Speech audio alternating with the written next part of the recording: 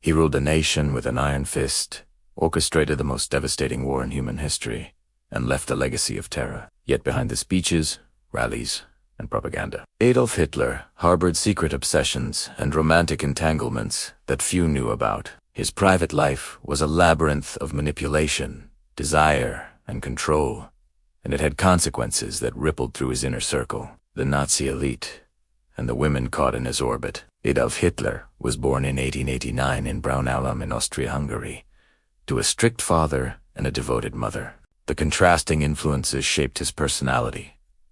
His father's authoritarian discipline instilled rigidity and fear, while his mother's protection fostered obsession and emotional intensity. These early dynamics laid the foundation for a personality capable of both charm and cruelty, of public charisma and private domination. From adolescence, Hitler demonstrated a fascination with idealized beauty, often gravitating toward women he admired for intelligence, artistry, or physical perfection. These early patterns would echo throughout his adult life, reflecting his desire to control and dominate every sphere of human experience. In his early years in Vienna and Munich, between 1907 and 1913, Hitler lived a struggling bohemian life, submitting paintings to art schools while immersing himself in political ideas and cultural circles. Biographers describe him as charismatic yet manipulative, able to draw admiration from women, while simultaneously enforcing dependence and fear. He gravitated toward younger women who could provide loyalty and adoration,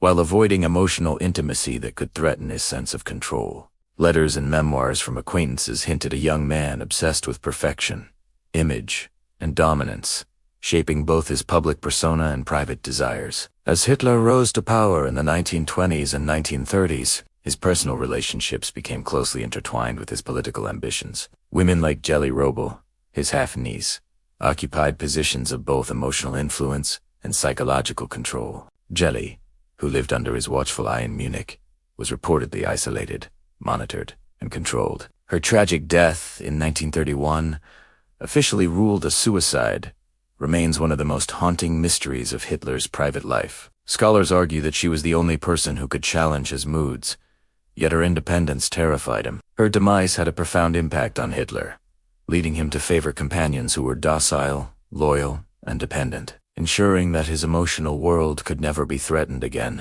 Eva Braun entered Hitler's life in the early 1930s as a young woman employed within his inner circle. Unlike Jelly, Eva was shielded from political power, her role primarily as a private companion. For nearly a decade, she lived in a carefully constructed bubble, with luxury, comfort, and proximity to Hitler. Yet her personal autonomy was tightly restricted. She existed in a world of controlled affection, her influence limited to the private sphere while remaining entirely dependent on Hitler's approval. Letters and diaries reveal her devotion, but also the anxiety of living in a relationship governed by fear, expectation, and secrecy. Patterns emerge in Hitler's romantic life: a preference for young, submissive women who would not challenge his authority, an obsession with physical appearance, admiration, and loyalty, and a systematic use of relationships as instruments of psychological control. These dynamics were evident not only with Jelly and Eva, but also in rumored clandestine affairs with actresses, secretaries, and young women who entered his orbit. While public records are scarce, intelligence reports and contemporary diaries suggest a network of secret liaisons, brief encounters, and longer-term attachments, all carefully orchestrated to reinforce loyalty, secrecy, and power. Hitler's personal relationships were never entirely separate from his political life. Women close to him were sometimes expected to act as intermediaries, observers, or informants, reporting back on colleagues, officials, or even family members. Romantic involvement could confer temporary privilege, influence, and access to power, while failure, perceived betrayal, or defiance could lead to isolation, humiliation, or loss of favor. In this way, intimacy became inseparable from authority, and love intertwined with manipulation, fear, and control. The story of Jelly Roble exemplifies the dangers of proximity to Hitler. Officially a suicide, speculation about coercion, manipulation, or even murder persists to this day. Letters, eyewitness accounts, and contemporary testimonies reveal that Hitler monitored her correspondence, dictated her social interactions, and enforced strict rules. Her death intensified Hitler's paranoia and solidified his preference for women who were docile and dependent. Eva Braun's life reflects this evolution. She was devoted, obedient, and carefully managed. A companion whose loyalty could be controlled while satisfying Hitler's need for personal affection. Eva Braun's seclusion extended for nearly a decade. Her daily life at the Berghofen in Berlin was luxurious, yet strictly monitored. Her social interactions, correspondence, and activities were tightly controlled, reinforcing a pattern of dependency and submission. Despite apparent privilege, she had limited autonomy, illustrating the psychological cost of living under Hitler's dominance. She remained loyal to him even as the Third Reich engaged in unprecedented acts of terror and war, highlighting the fusion of personal desire and authoritarian control. Beyond Eva and Jelly, evidence hints at other clandestine relationships. Intelligence reports and testimonies indicate that Hitler engaged in secret liaisons with women in the arts, social circles, and party organizations. These affairs were carefully managed, often brief, but served multiple functions: personal gratification, loyalty testing, and subtle manipulation of his inner circle. By rewarding compliance and punishing perceived disloyalty, Hitler used intimacy as a tool to reinforce both psychological and political control. The human cost of these relationships was severe. Jelly Robles' tragic demise, the psychological pressures experienced by Eva Braun, and the isolation of other women in Hitler's orbit revealed the personal consequences of absolute power. Women endured surveillance, coercion, and emotional strain while enjoying material privilege. Privilege came at the price of freedom and autonomy, creating a climate where submission was rewarded and resistance punished. These patterns extended into the Nazi inner circle. Women were sometimes leveraged to monitor others,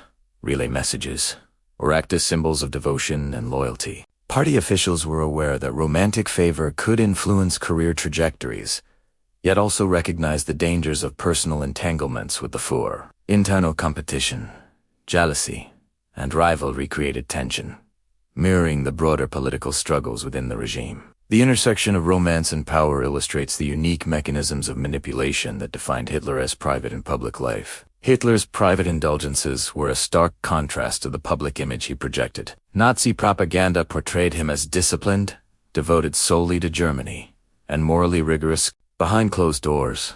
However, he pursued secret obsessions, manipulations, and clandestine relationships that reinforced his personal authority while satisfying private desires. Women were drawn into a web of power and fear, navigating luxury and privilege alongside coercion and isolation. Throughout his romantic life, Hitler maintained absolute control, using relationships as instruments of political strategy, psychological manipulation, and image projection. His women were both companions and tools, their lives shaped by proximity, dependence, and the constant threat of disfavor. Letters, diaries, and testimonies reveal that women experienced fear, anxiety, and depression, often unable to challenge his dominance or assert independence. The psychological and social dynamics of these relationships mirrored the authoritarian control he exerted over Germany itself. By the late 1930s and during World War II, Hitler's romantic entanglements had become fully entwined with his political strategy. Eva Braun remained loyal yet isolated. Jelly Roble was gone, and rumored liaisons with other women added complexity and secrecy. Romantic favor could influence party officials. Morale and internal loyalty, demonstrating that personal relationships were far from private indulgencies. They were integral to the mechanisms of power within the Third Reich. The consequences of Hitler's secret romances extended to death and legacy. Eva Braun remained devoted until their joint suicide in April 1945. Other rumored liaisons faded from historical record, leaving behind speculation, uncertainty, and emotional trauma. Women in Hitler's orbit experienced both material comfort and extreme psychological costs, trapped in a system where love, submission, and fear were inseparable. Historians studying Hitler's private life conclude that these relationships reveal a man who combined obsession, control, and manipulation. His fascination with submissive, loyal women and his use of intimacy as a tool of governance demonstrate the intersection of private desire and public power. Romantic entanglements, reinforced loyalty, enabled surveillance, and strengthened the cult of personality that was central to Nazi rule. Hitler's relationships also highlight the human cost of authoritarianism. Psychological trauma, dependence, and coercion were common for women close to him. Privilege and proximity to power came with emotional bondage, illustrating the dangers of intimacy under a dictator. Love, fascination, and devotion were weaponized to serve personal and political aims, leaving a lasting legacy of tragedy. Even decades later, Hitler's secret romances continue to fascinate historians, psychologists, and the public. They expose the dark interplay between desire, manipulation, and power, revealing how personal obsession can reinforce political domination. The stories of Jelly Roble, Eva Braun, and countless unnamed women provide a chilling insight into the private dimensions of tyranny, where control over hearts and minds mirrored control over nations. Hitler's hidden romances remind us that dictatorship extends beyond politics. Intimate relationships were tools of authority, psychological domination, and social manipulation. The human cost was profound, the privilege deceptive, and the consequences enduring. By examining these secret entanglements, we gain not only a deeper understanding of Hitler as a man, but also insight into the mechanisms of absolute power and the dangers of personal obsession intertwined with political domination. In the end,